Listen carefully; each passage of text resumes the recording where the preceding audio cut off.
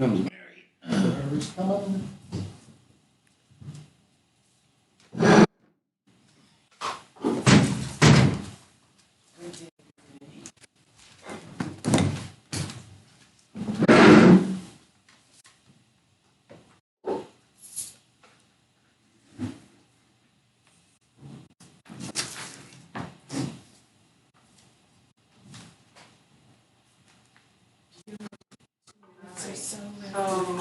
Sure. Okay. Anyone, There are materials in your box. At all today? Last I heard, I thought she was going to be joining online. There we go.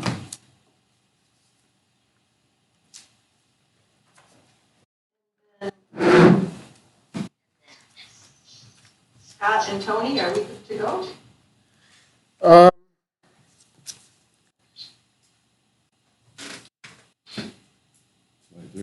Yes.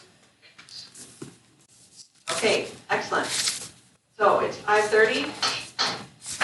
I am calling our meeting to order. The city council meeting for the city of Washington, Tuesday, April 21st. So if everyone, we're going to do a little etiquette here. If everyone could mute themselves while you're not talking, that will help our audio. And just a note, we may have some members of the public that are joining us online and or on the phone, as well as via YouTube. And so just please keep that in mind as we're going through our meeting. So we'll start with roll call. Tony? Don't forget to unmute yourself when I call your name. Right. Dave Anderson. Here. Carl. Here. Jennifer Mazias. Here. Mayor McGrath. Here. Tom Nimus. Here. Karen Spears Novacek. Here. Laura Tulowitzki. Here. Okay. Yep.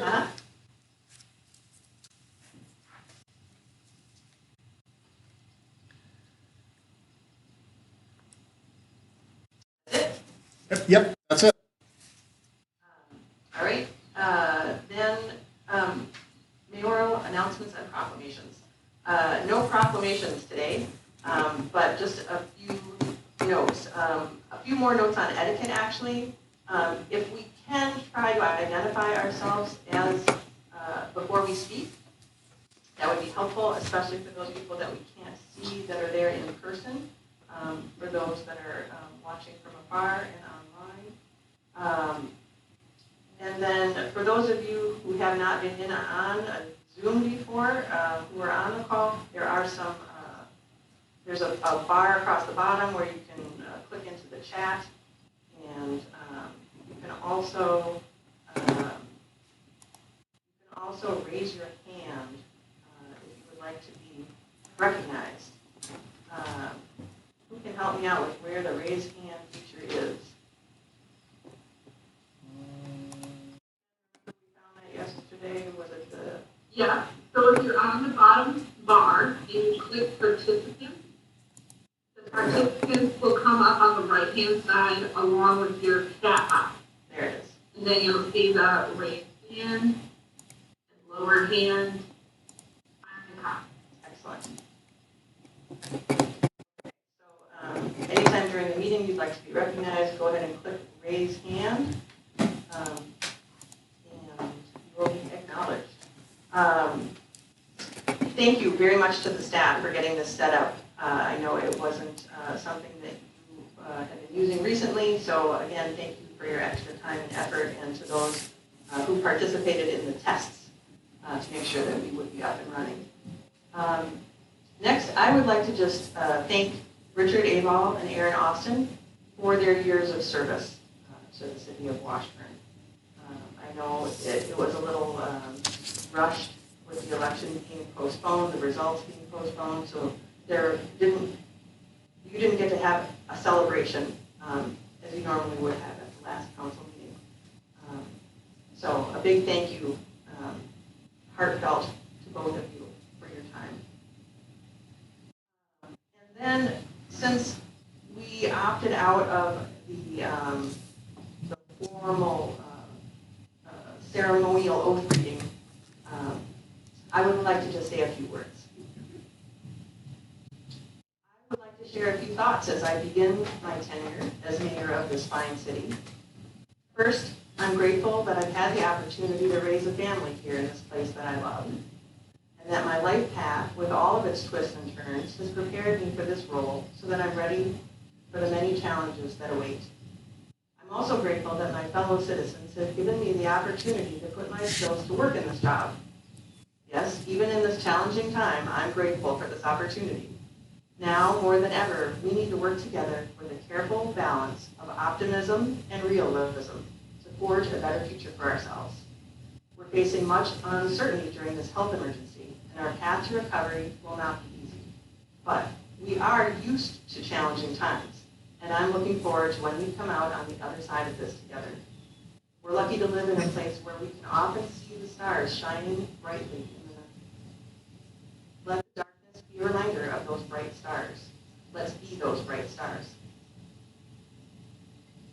That is all I have, and I'm going to turn it over to Scott to talk about an opportunity for the new officials workshop.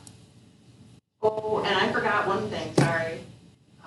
Welcome to Councilor Anderson as a new council.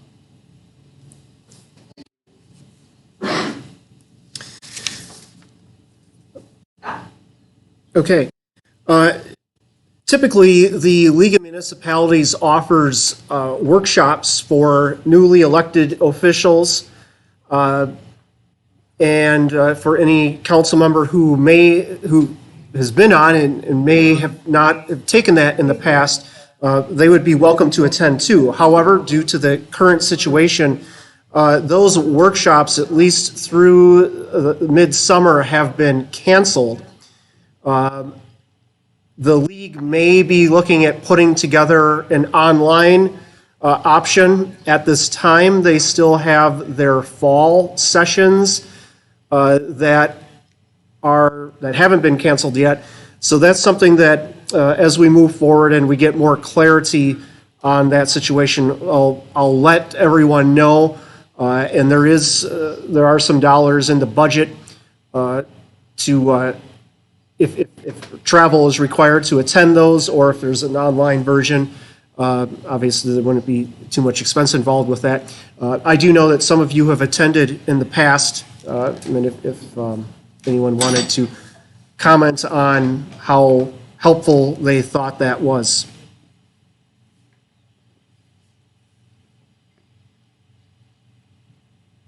Okay. Obviously not. Thank you very much for that, and yes, do keep us posted. Next, we're moving on to the election of council president. I would seek a nomination from the council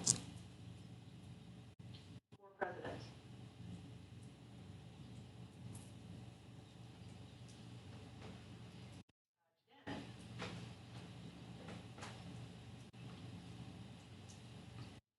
Muted still. You know, There, now you're unmuted.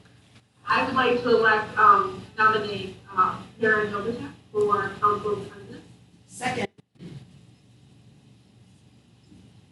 Are there any other nominations? Are there any other nominations? Are there any other nominations?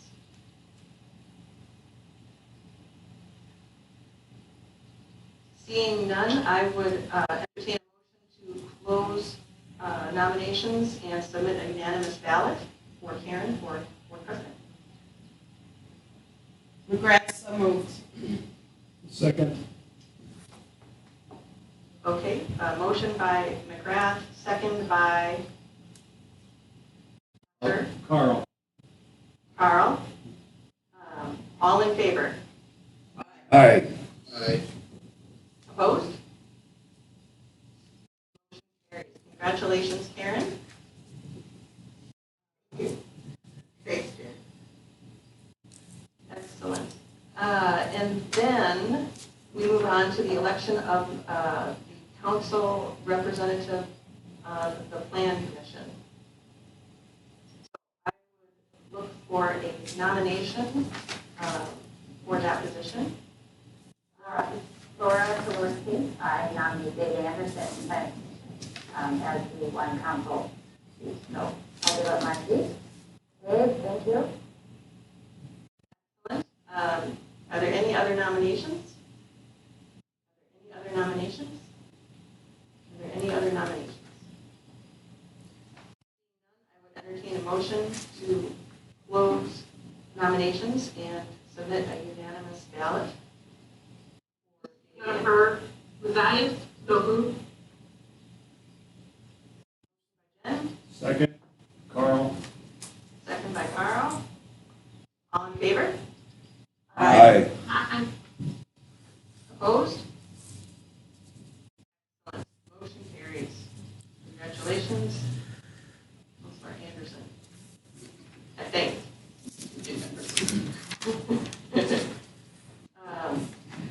Moving on to the confirmation of council member appointments to boards, commissions, and committees.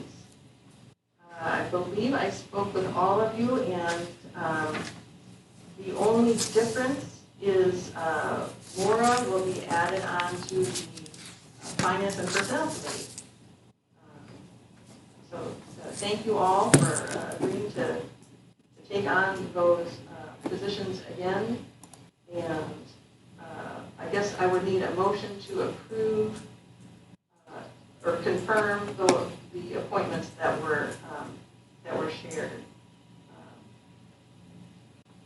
Move approval of the appointment. And I'll second that. Thank you. Motion by Karen, second by Tom. To approve, to confirm the council member appointments. All in favor? Can I interrupt? Oh, absolutely. In addition to that, there is one that, as I was looking at this, the joint review board for TID number 3, we do need a city representative. And I would suggest you as the mayor, Madam Mayor, for that. Okay. We'll include that in the list of appointments.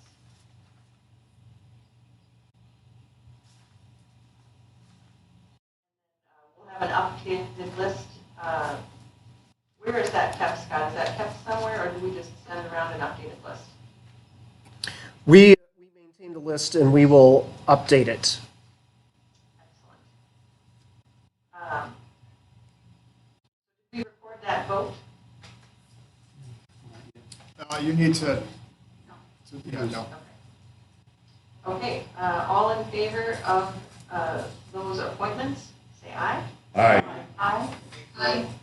Opposed?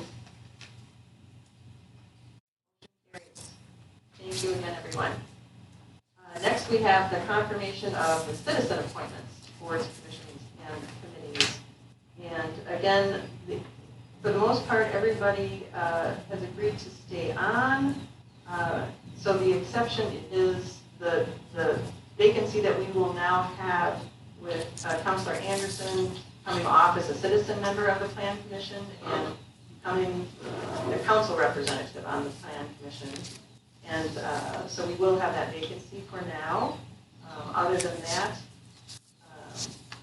again, thank you everyone who has agreed to remain on those boards and committees. I thank you for your work. And I would look for a motion to approve those as stated. Motion by Dave, Second, Carl. second by Carl.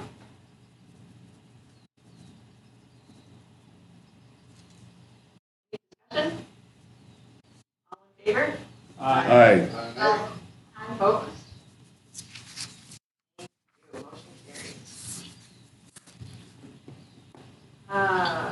And then we need to appoint the weed commissioner, the coveted job.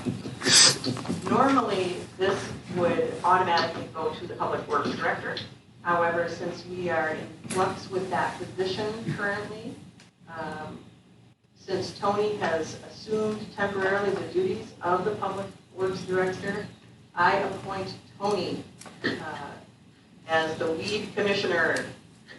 We need to get you Fantastic. Getting new business cards made. And I do need a motion to approve that appointment. Mrs. Tom, I'll make a motion to approve that appointment. Thank you, Tom. Resigned, second. Thank you, Jen. All in favor? Aye. Aye. Opposed? Congratulations, Tony. And then, next item is designation of our public depositories. Those being Bremer Bank, Chippewa Valley Bank, and Northern State Bank. And I would entertain a motion to approve those as our public depositories. McGrath, so moved. Laura, a second. And Laura with a second, thank you. All in favor? Aye. Opposed? Excellent. And last but not least, on the designations, the designation of our official newspaper. The one and only Ashland Daily Press will be our official newspaper, and again, I believe I need a motion for that. I move approval of the Ashland Press as our designated newspaper. Okay, I'll second. and Laura with the second, thank you. All in favor? Aye. Opposed? Motion carries, thank you. And then we did amend the agenda yesterday. As a few of the business applications were coming in, I want to say 3 out of the 4 would not have been approved because of some technicalities. And so Scott and I talked a little bit about that and thought it would be worth some discussion here to see if we wanted to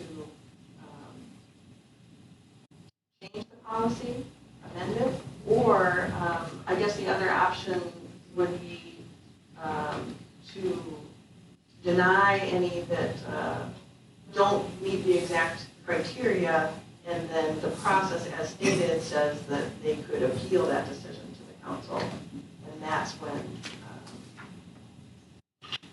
a change could be made. So I'm going to turn it over to Scott to lead us through that discussion. I think he had some conversation with Max, maybe? Yes, before I do that, can I go back and we just missed the previous agenda item on the orientation and training? Yes, I apologize. Please. Okay. Just a couple things on that. I know Max may have some additional comments as he usually prepares a little session on open meeting laws and public record information that you should probably be aware of here in pretty short order. But besides that, typically for new council members, the mayor, and for anyone else who may have not done this, I have typically done a tour of all of the city facilities, and it's an opportunity to see all the places, such as the treatment plant, the city garage, the marina, the wells, all the little things, kind of discuss current issues, meet some of the staff. Of course, with the current situation, it's difficult to do that, but when things relax a little bit, that is something that I would still like to offer to anyone who would like to do that. Typically, the way I've got that set up, it's about a half-day affair. So when we're able to do that a little more comfortably, I can contact those who haven't done it and send that information out to them, because I've got to have all the department heads lined up. We go to the ambulance hall, the fire hall, the library as well. So besides that, there is also here at City Hall a book. So it's the handbook for municipal officials. It's pretty thick there. But it basically has all kinds of information. You want to know about process and procedures, things, requirements from budgeting. There's a lot of public records information, contracting. You name the topic, it's probably in that book. The league website is also a good resource for questions on process and municipal information. Of course, ask questions. The staff is here to help any of the council members provide information that we have, give you background on various topics and issues. So we're here to assist with that as well. So I just wanted to point that out to all the council members, and then if our attorney, Mr. Lindsay, has any additional comments.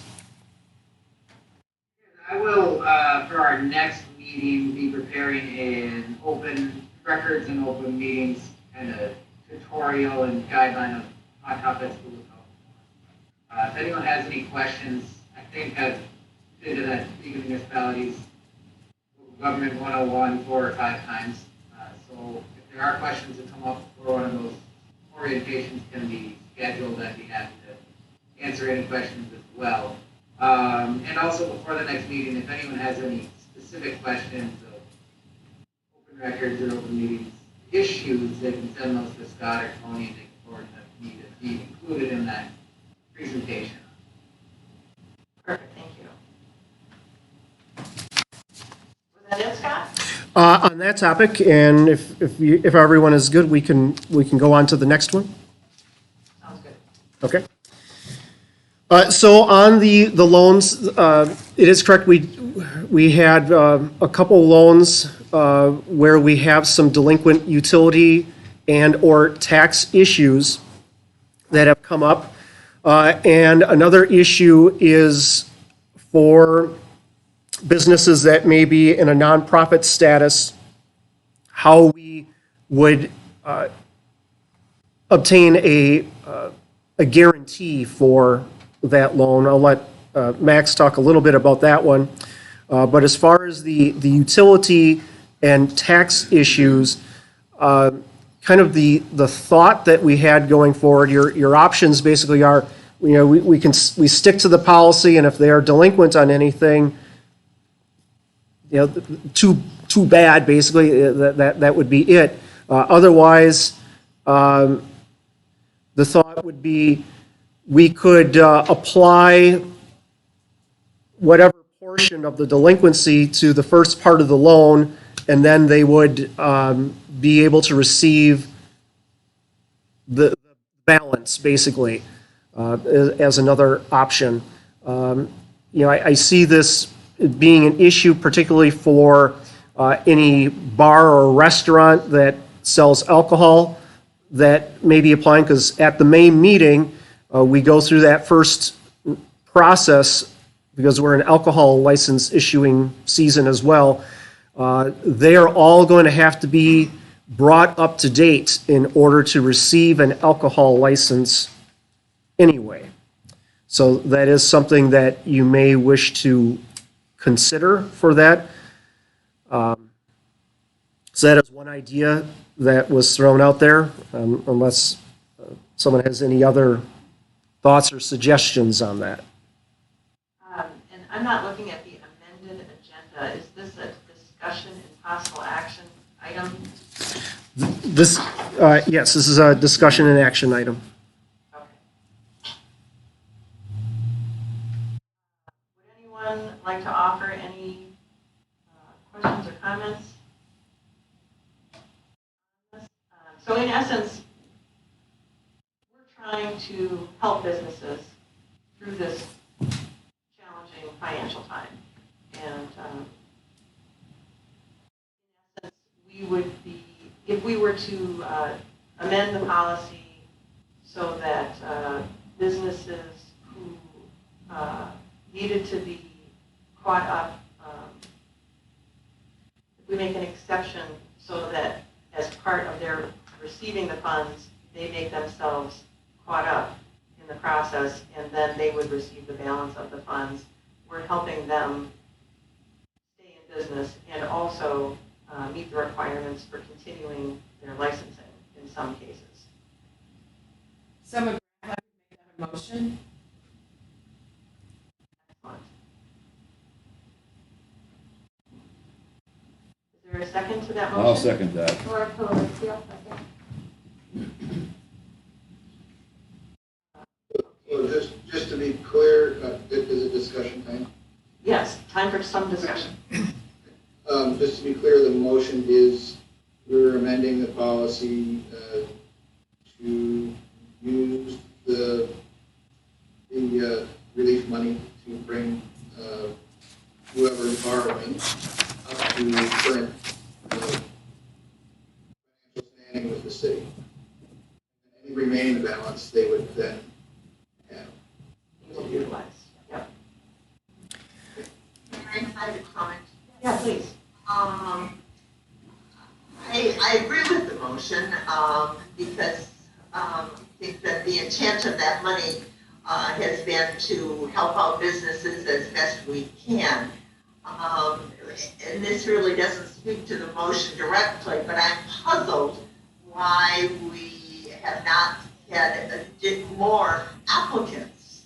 Perhaps after this discussion, we can discuss that a little bit in terms of are there other things that we could do to communicate the availability of these funds? Because 4 businesses applying is a puzzle to me. Mm-hmm. I thought people would be lined up saying, I want to apply for this. So I think we should have a little discussion about that, but it's really off the motion. Thank you. Thank you. Max Lindsay here.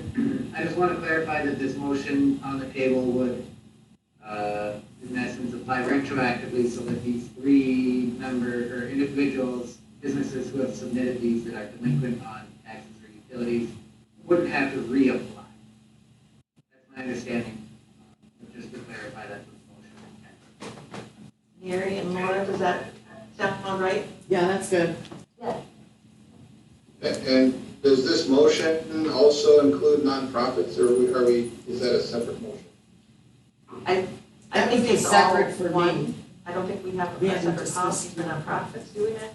It is not, but I would recommend going forward on this issue with the utilities first, and then the nonprofit issue with the Sure. second.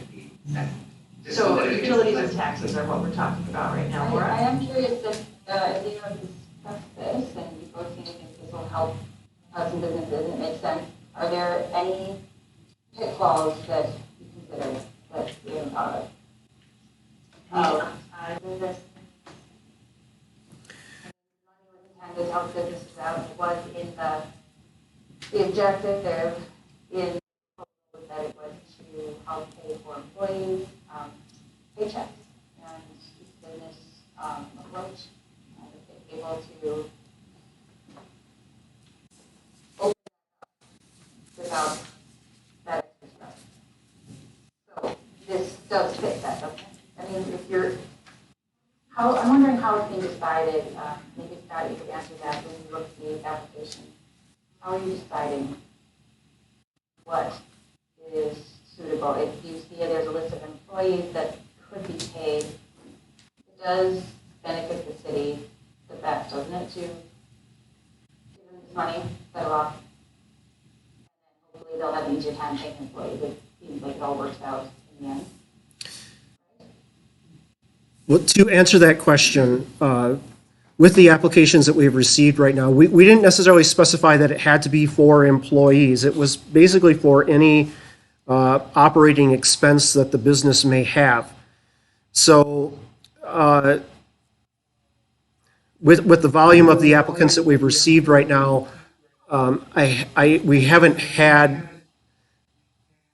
a lot of detailed discussions of their intentions of what they would be spending the money on, and whether or not we would consider that worthy.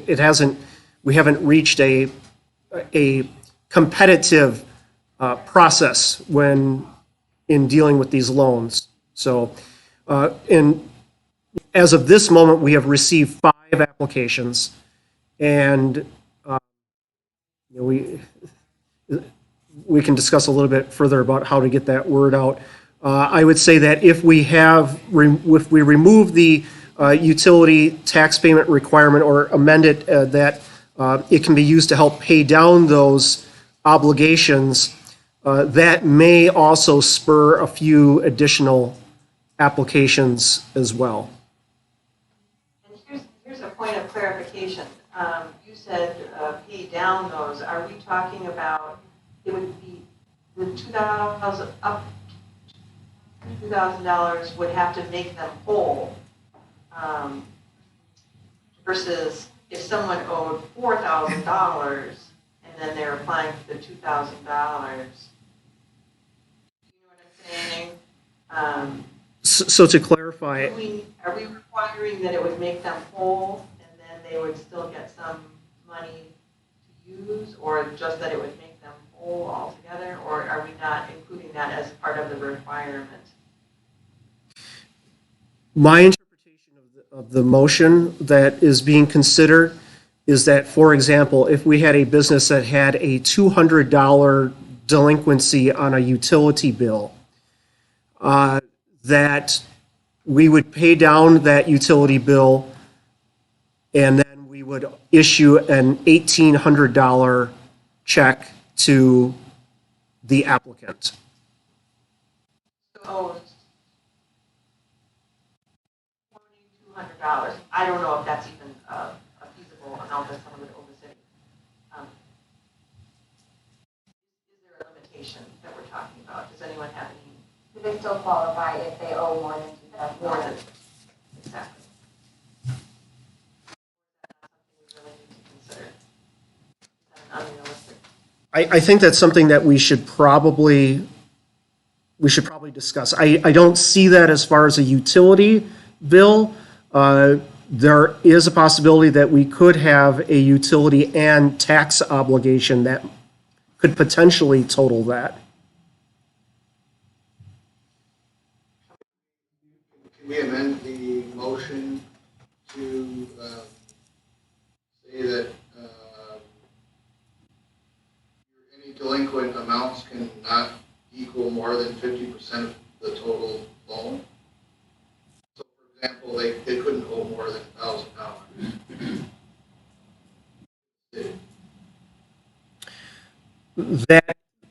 That is a policy change that could be added if that is the desire of the council.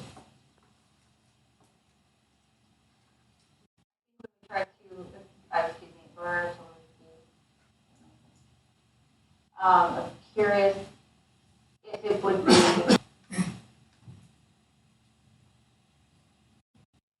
how would it work? Would it be easier to just send it to council for consideration? They might just turn it down because it doesn't qualify and let them appeal that decision to council.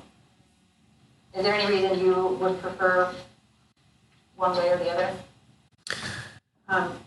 Before you answer, let me just ask a follow-up question to that, and that is, as the policy currently stands, to me it sounded like if you were denied, then you could appeal to the council. So you're talking about a delay of a month, and that could be seriously detrimental to the business, I would think. I think that's part of the reason why we talked about potentially amending the policy. Scott? Correct, that would be my statement too. The only thing that concerns me about the program is if we have a business that's going to go down no matter what. no matter what we do, they're just dying. Do we go ahead and loan out money to them, which we might have a hard time collecting back later? But I don't know how you split that hair. At some point, there's you're gonna have a business that's just never gonna make it. And so. I don't know how we would make that determination. Yep, I agree. I don't know how you make that determination, but, yeah, we have an obligation somewhere along the line to protect the city asset, that have an expectation that we're gonna get the money back, and if the business doesn't have a chance. And I have no one in particular in mind. I'm just saying, if we have something that's never gonna make it, do we still want to invest $2,000? I would have to, we don't get paid back with the revolving loan funds. So, as many people that have, there's those that when they sit and apply here to council in the past, you're sitting on that line thinking, I don't know. But the benefit of the doubt is to give them the money, and we haven't. Usually there's a whole forgiveness down on the list of people that need to pay back. We just assume we're not getting it back. That's kind of where I'm thinking. Yes. Yeah, but is that a good? Yeah. I don't know. One way or the other, is that a good policy? Yeah. I don't know that was part of the motion, Mary, was it? And then did you want to consider Dave's question of a limit, or are you just leaving the motion as is? No, I'm glad it came. I think it's important to talk about it. I wouldn't cut it off at 1,000 though. I could see up to the 2,000. If they owe more than that, does that make them ineligible and then they have to come before council? I wouldn't like to cut that 50 mark. If I could imagine somebody having between, utility and property taxes being in the whole $1,500, $1,800, $1,900 and just, lose it, but they'd be eligible for up to the 2. So I'd like that if we could word it up to the 2. And if you owe more than that, then they need to string together that difference to bring them within and reapply would be my thing. Laura, are you okay with that clarification? I Okay. I think unless anyone else has more to add, I'm I'm going to sorry. go ahead and bring Just it to a vote. one Carl? question. When you said reapply, is that implying that they could come for a second loan? No, not a second Okay. loan.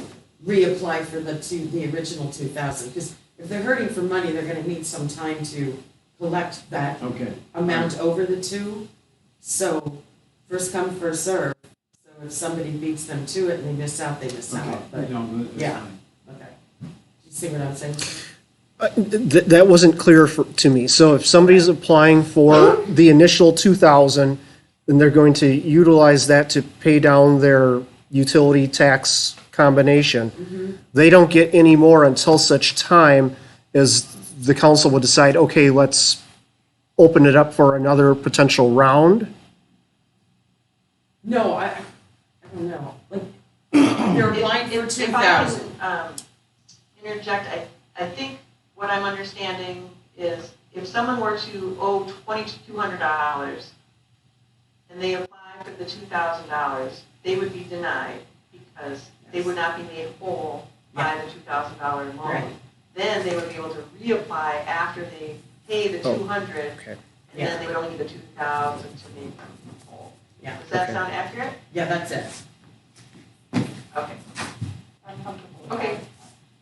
So with that clarification, all in favor of the motion? Aye. Aye. Aye. Aye. Any opposed? Thank you, everyone. I think that's a helpful decision for those businesses. Thank you for considering that, and thank you, Scott, for getting that onto the amended agenda. And thanks, Max, for your counsel. Gary? Personal guarantees or some other form of guarantee for repayment on nonprofits. Worded as there's either a mortgage or a security agreement in inventory or assets, as well as a personal guarantee by one of the owners to get this loan.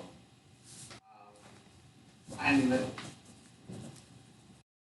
to think that nonprofits would have someone who would give a personal guarantee to some money, even if they are very invested.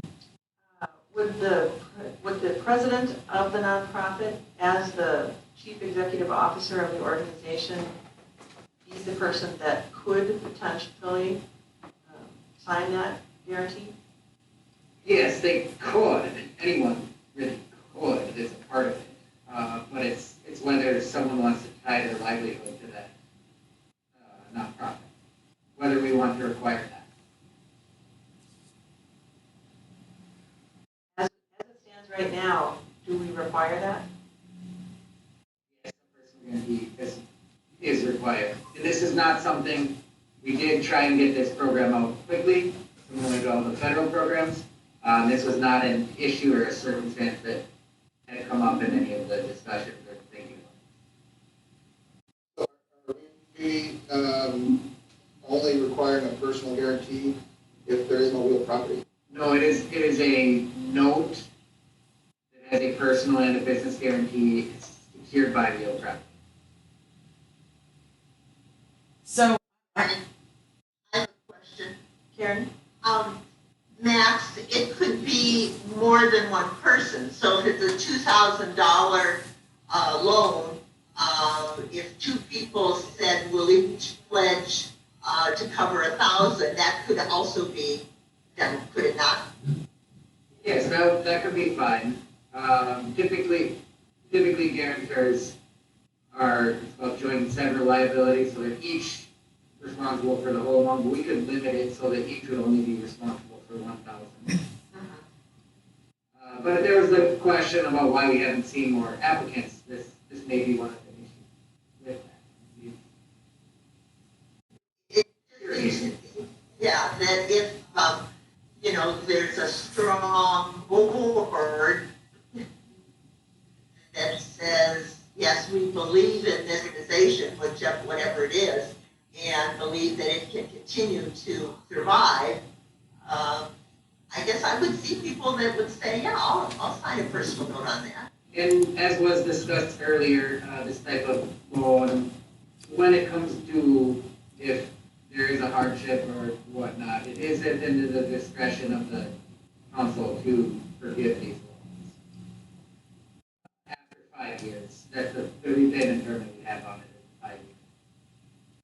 So is there any motion that we would need, or we just wanted to put this out for discussion and we're not looking at making a change? Unless we want to remove the personal guarantee, there would be no need. If you think that boards would say, yeah, one of us or our board in concert, everyone guarantees whatever portion they would want, would do that, then there's no need to have it.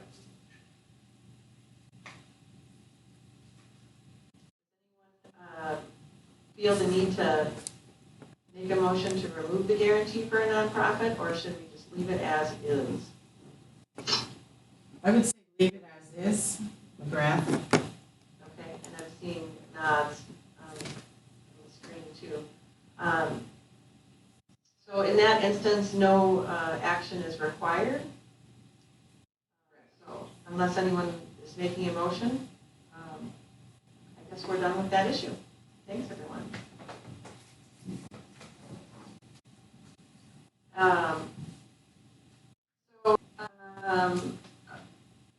A slight change to my style of running a meeting, and I confirmed this with Scott and Max, is if all business has been taken care of in the meeting, we don't need a motion to adjourn. But before I adjourn the meeting, I wanted to say that I'm really excited to be working with all of you and looking forward to the next 2 years. Gary, before Yes. we get off, we have just a quick discussion about, are there additional things that we could do in our community to encourage more organizations, businesses, and nonprofits to apply? Because if we only have 5, that's $10,000.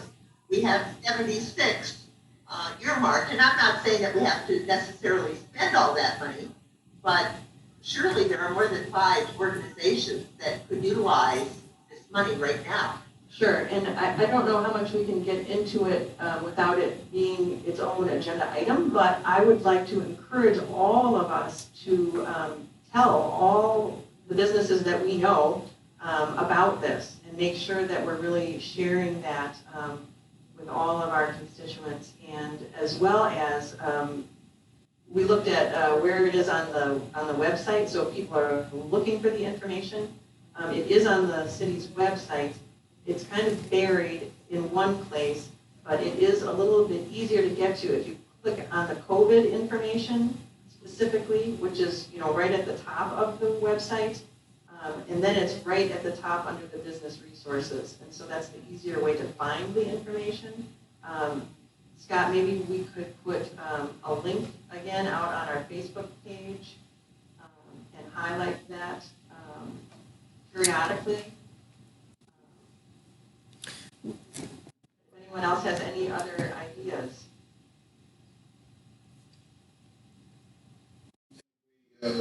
Correspond with the chamber? And I think the chamber, I think we have, right, Scott? And I think the chamber actually has shared it out. And if any of you haven't done so already, I encourage you to sign up for that weekly newsletter that the chamber sends out. Anybody can sign up for that. You don't have to be a chamber member or a business even. And hopefully they'll continue to share that as we share it out again. I think we might have a little bit more luck. I know a lot of folks have been concentrating. There was a lot of deadlines for some of the other federal loans that just went through. So some folks that I knew were concentrating on those. So I think now maybe you might be able to get a second round. Sure, do a reminder for those. Good. Excellent. All right, well, thank you, everyone. Again, glad to be working with you all, and I will call the meeting adjourned. Thank you. Thank you. Thank you. Bye. Bye.